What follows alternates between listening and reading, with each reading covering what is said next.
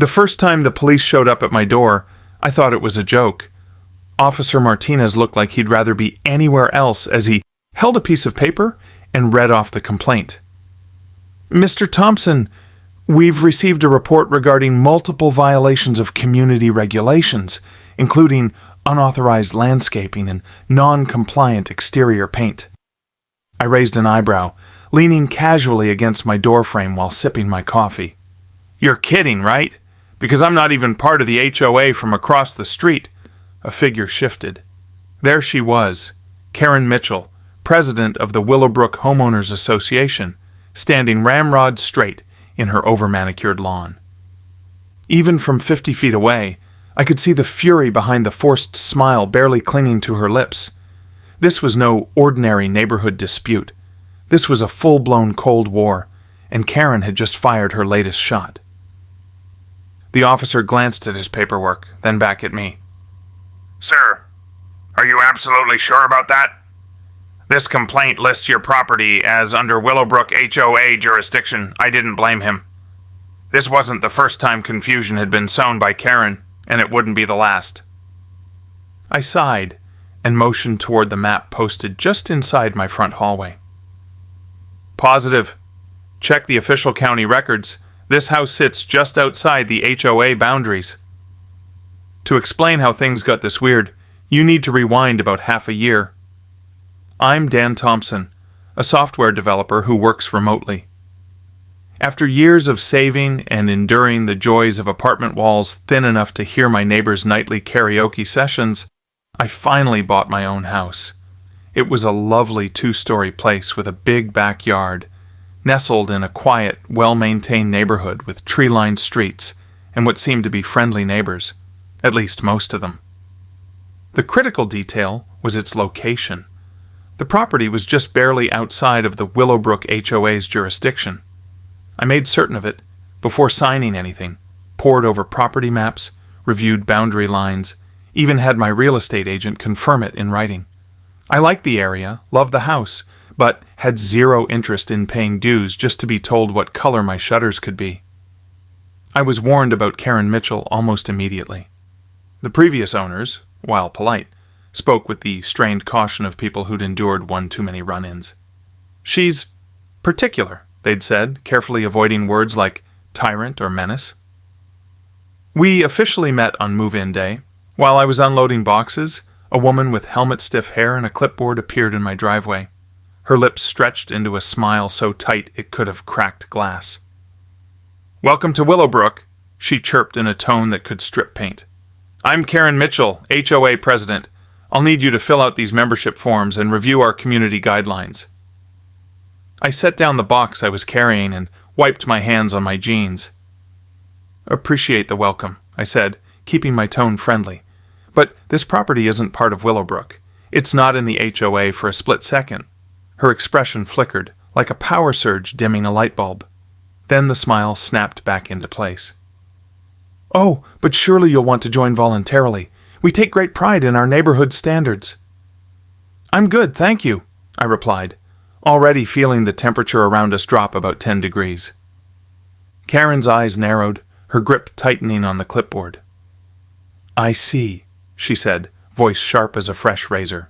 "Well, I do hope you'll choose to maintain your property to our community expectations regardless. It's important to preserve property values." Without waiting for a response, she turned on her heel and strode back to her house. That was our first encounter. I should have known it wouldn't be our last. The first month went quietly. I settled in, set up my home office, and started working on projects around the yard. One of my favorite hobbies has always been gardening, and I'd been dying to grow my own vegetables. So I built a set of raised garden beds alongside my driveway. Not the whole yard, just a neat, organized section where I planted tomatoes, peppers, herbs, and a row of sunflowers for a pop of color. My immediate neighbors loved it. The elderly couple next door even asked for some gardening tips. But across the street, Karen watched like a hawk. 2 days after I finished planting, a letter arrived. Official Willowbrook HOA letterhead. Karen's signature. The works. "Dear homeowner," it read, Your recent landscaping modifications are in violation of HOA Code Section 3.2 regarding approved plant varieties and garden placement. You have 7 days to remove the unauthorized garden or face fines of $50. I laughed out loud, folded the letter, and filed it away. She had no jurisdiction over my property, and we both knew it. But Karen wasn't one to accept defeat. When I didn't respond, the letters escalated. The next one claimed I now owed $350 in fines. Another threatened legal action, each letter more unhinged than the last.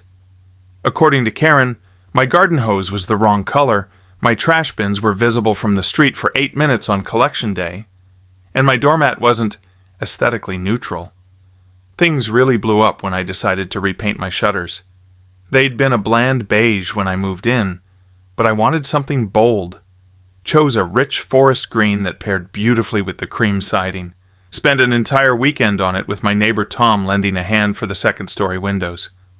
"Looks sharp," he said, stepping back to admire our handiwork. "Add some life to the place." Karen's reaction was swift and predictable. She stood in my driveway while I was at the hardware store, snapping photos. My security cameras caught the whole thing, the tape measure, the color swatches, even the furious muttering under her breath. The letter that followed was a masterpiece of passive-aggressive legalese. My choice of Forest Glen Green, it claimed, violated the HOA's approved color palette, which, shocker, consisted entirely of shades of beige and gray. Not that it mattered, since again, I wasn't a member. Undeterred, she called in city code enforcement. A weary inspector showed up one morning, clipboard in hand. "Sorry, man," he said. "We've got a complaint about unpermitted modifications." I showed him my permits for the garden beds and explained the whole HOA issue. He nodded, took some notes, and left with a muttered, "Sorry to bother you. We get these calls sometimes." Next, she reported my solar panels, had them installed on the south-facing roof to cut down my energy bills. Again, all properly permitted, up to code, and city approved. The inspector who came out actually complimented the setup. "Wish more folks around here would go solar," he said with a grin. Karen watched the entire interaction from behind her blinds, seething. Then came the police. The first visit was about my backyard shed. Nothing fancy, just a small structure for my garden tools and mower. Officer Martinez showed up, looking uncomfortable.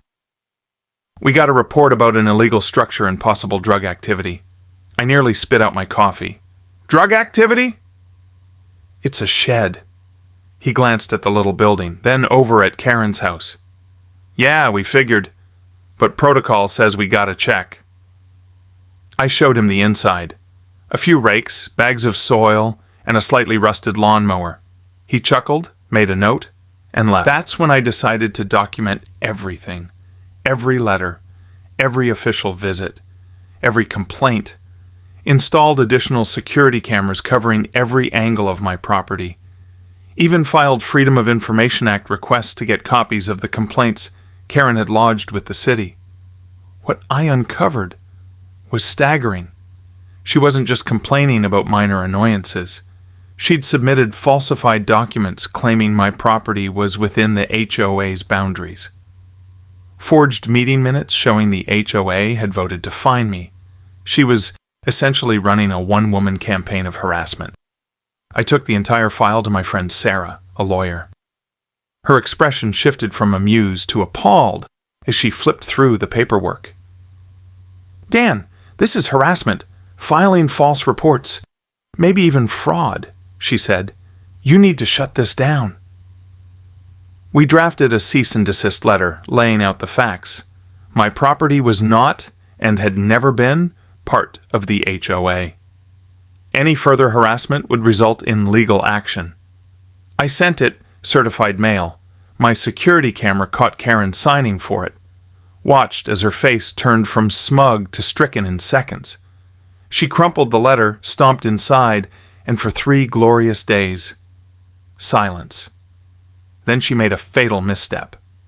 Karen called an emergency HOA board meeting, trying to push through a motion to expand enforcement authority for community protection.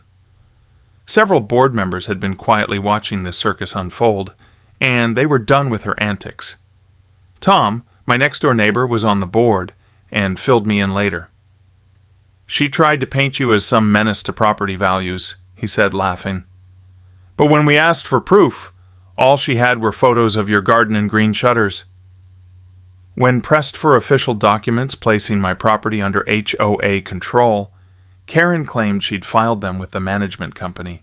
A quick phone call revealed that no such records existed. The board exchanged pointed looks. Janet, a lawyer on the board, flatly asked if Karen had been acting independently. The silence was deafening. Sarah had suggested I attend the next meeting.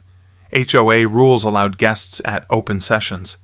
I showed up with my file of evidence. Karen turned white as a sheet. "He's not a member!" she shrieked. "Guests are permitted," Janet reminded her. "You have 5 minutes." I used them well, presented the county-stamped property map showing my lot outside the HOA, showed the cease and desist, revealed copies of the false complaints and forged records. "I'm prepared to pursue charges," I finished, "but would prefer to resolve this without police involvement." The board was horrified. Janet called an immediate vote of no confidence. Karen was removed as president, 6-1, with Karen voting for herself. The city opened its own investigation. Karen received a formal warning for filing false reports and was told further incidents could mean criminal charges and a $5,000 fine. Her employer, a local real estate firm, got wind of the situation. After fielding complaints from clients, they gave her an ultimatum: stop the harassment or find another job. I couldn't resist one final touch. Installed a laminated copy of the official boundary map by my mailbox with a cheery green sign: "Not your HOA, not your problem." Other non-HOA homeowners followed suit. One made a historical marker plaque. Another planted an even bigger vegetable garden with a HOA free zone sign. Karen's grip over the neighborhood crumbled. The new board president, Janet, clarified the official boundaries and publicly apologized. Even complimented my shutters. Karen kept her job, barely, but lost her standing. She's still across the street peering through blinds, but she knows better than to cross that line again. Turns out, I wasn't her first victim, just the first to fight back and win. If watching Karen finally get what she deserved made your day, smash that like button. And if you love stories about standing your ground and neighborhood drama, don't forget to hit subscribe. You won't want to miss what's coming next.